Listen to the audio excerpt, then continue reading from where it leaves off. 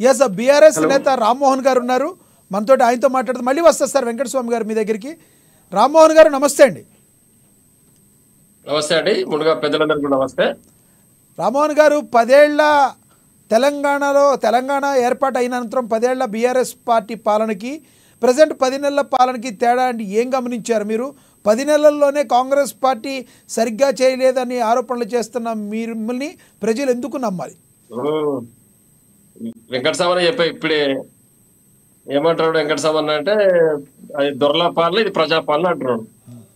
మేమేమంటున్నాం అంటే మాది నిర్మాణం, మీది విధ్వంసం అంటున్నాం. మేము కట్టినాం, మీరు కూలగొట్టింది. మేము అభివృద్ధి చేసినాం, మీరు నాశనం చేస్తున్నాం. మీరు ఇచ్చిన వాటిని నిలబెట్టుకున్నాం, మీరు మాట తప్పారు. ఇన్ని ఉన్నాయి. కాంగ్రెస్ ప్రభుత్వం అంటేనే కుట్ర కుతంత్రం. ఎందుకంటే ఆరు దశాబ్దాల పాటు తెలంగాణ రాష్ట్ర కొరకు పోరాటం చేసి ఎవరు సాధించకుంటే కేసీఆర్ గారు చావు రోడ్డు తలబెట్టి కేసీఆర్ రాష్ట్రాన్ని తీసుకొచ్చాడు, చిన్న రాష్ట్రాన్ని తీసుకురావడం జరిగింది.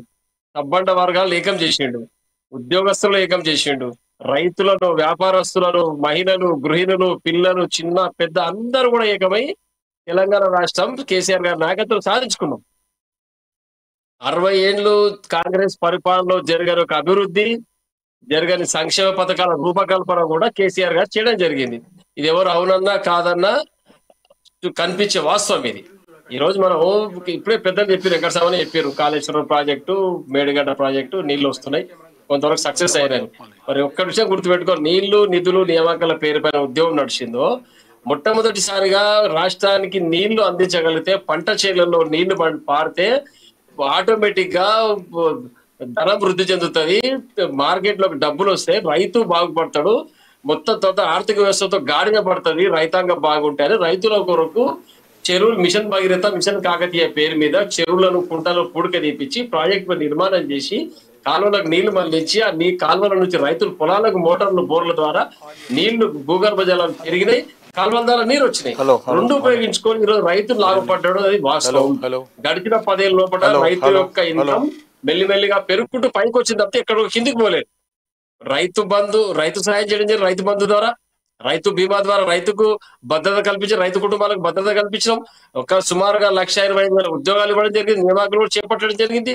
కేవలం టీచర్ పోస్టులు ఒకటే కావు కదండి, మిగతా చాలా పోస్టులు అన్ని రంగాల్లో, అన్ని శాఖలలో పోస్టులు ఇవ్వడం జరిగింది. మరి ఉద్యోగాలు ఇచ్చినట్టు కదా. ఈ రోజు కేవలం రేవంత్ రెడ్డి గారు టీఆర్ఎస్ పెట్టిన ఉద్యోగాలు సగం ఇచ్చి నేను 50,000 ఉద్యోగాలు ఇచ్చిన చరిత్రలో ఎవరు వేయలే, భారతదేశ చరిత్ర నేనే మనగానే చెప్తున్నాడు రేవంత్ రెడ్డి.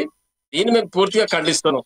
10 సంవత్సరాల లోపల తెలంగాణ ప్రాంతంలో భూమి విలువ పెరిగింది, రైతు యొక్క ఆదాయం పెరిగింది, తెలంగాణ ఆత్మగౌరవం పెరిగింది, తెలంగాణ సంస్కృతి పట్ల ప్రపంచ స్థాయిలో గౌరవం దక్కింది, మన యొక్క పోచంపల్లి చీరలకు గౌరవం దక్కింది, ఇంటర్నేషనల్ మార్కెట్ వచ్చింది.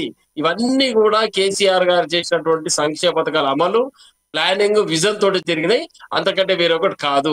గతంలో కాంగ్రెస్ ప్రభుత్వం సుదీర్ఘంగా చాలా మంది ముఖ్యమంత్రులు రాష్ట్రాలు, ఉమ్మడి రాష్ట్రాలు పరిపాలన చేసినప్పుడు తెలంగాణ రైతాంగ పరిస్థితి ఎట్లున్నది అందరు కూడా తెలిసిన విషయమే. ఉద్యమంలో చాలా సార్లు మనం పాట పాడుకున్నాం తెలంగాణ పరిస్థితి ఎట్లా ఉన్నదని.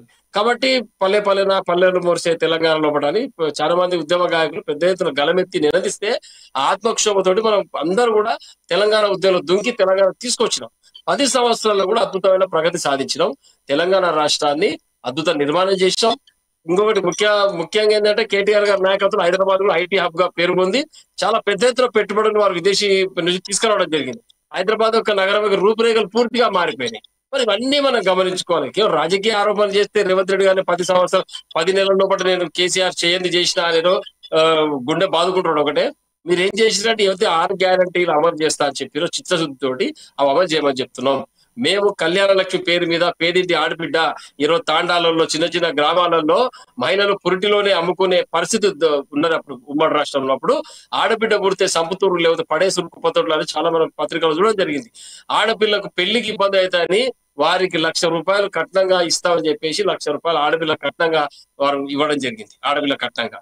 మరి రైతులకు ఎవరైతే వడ్డీ వ్యాపారుల దగ్గరికి వెళ్ళి పంట సాయం కొరకు విత్తనాలు నాటేటప్పుడు తీసుకొచ్చి వ్యవసాయదారులు అప్పుల పాలైనరు, వారు కూడా ఎకరాకింత సాయం చేయడం జరిగింది.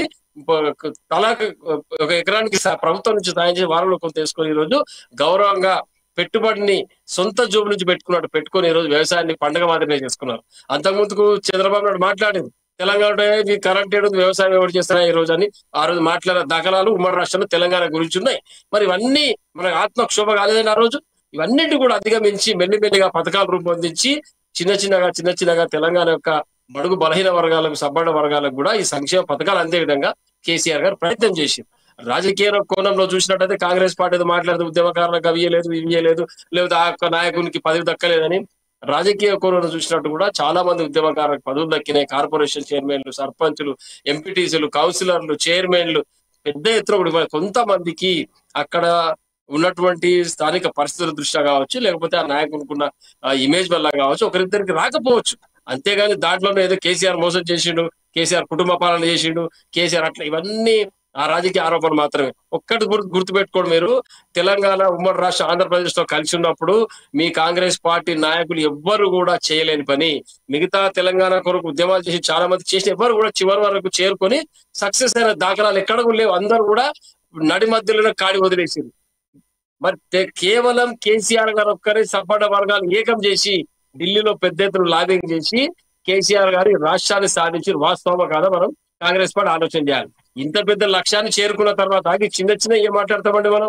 ఎకరాకు నీళ్ళు ఇవ్వలేదు, నాకు ఉద్యోగం రాలేదు, నీ యొక్క ఎవరైతే నిరుద్యోగులు ఉన్నారో చాలా మందికి ఉద్యోగాలు దక్కినాయి, కొంతమందికి దక్కకపోవచ్చు.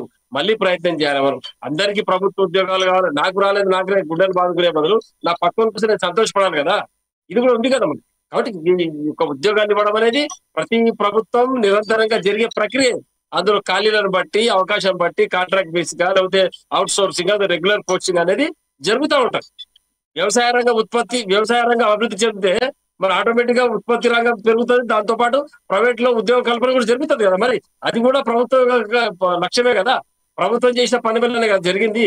ఇంకోటి నిరంతరం 24 గంటలు నాణ్యమైన కరెంట్ అందించి రైతులను ఆదుకున్న ప్రభుత్వం కేసీఆర్ ప్రభుత్వం. మరి ఇది వాస్తవం కాదా అండి? దళితుల ఎంటర్ప్రినర్స్ ఏనండి, దళిత వర్గాలకు, నిమ్న వర్గాలకు కూడా పారిశ్రామిక రంగంలో మంచి భూమిక పోషించాలి వీరు కూడా అని చెప్పేసి దళిత ఎంటర్ప్రినర్స్ ప్రోత్సహించి దళిత పారిశ్రామికవేత్తలను సహకరించి ప్రభుత్వం తరఫున వాళ్ళకు రుణాలు అందించి వాళ్ళని కూడా ముందుకు తీసుకుపోవడం జరిగింది. గిరిజన తాండాలను మారుమూల గ్రామాలకు నీటి వసతి కల్పించి నీటి ట్యాంకులు నిర్మించి వారు గ్రామ పంచాయతీగా ఏర్పాటు చేయడం జరిగింది. మరి ఇవన్నీ కేసీఆర్ గారు గొప్పతనం కాకపోతే ఏంటండి? స్వతంత్రం సిద్ధించి 70-60 ఏళ్ల వరకు కూడా ఇవన్నీ జరగలే కదా. మరి రైట్ రామ్మోహన్ గారు, మళ్ళీ వస్తాం మీ దగ్గర. ఎస్ రామ్మోహన్ గారు, మళ్ళీ మనతో స్టూడియోలో కాంగ్రెస్ పార్టీ అధికార ప్రతినిధి డాక్టర్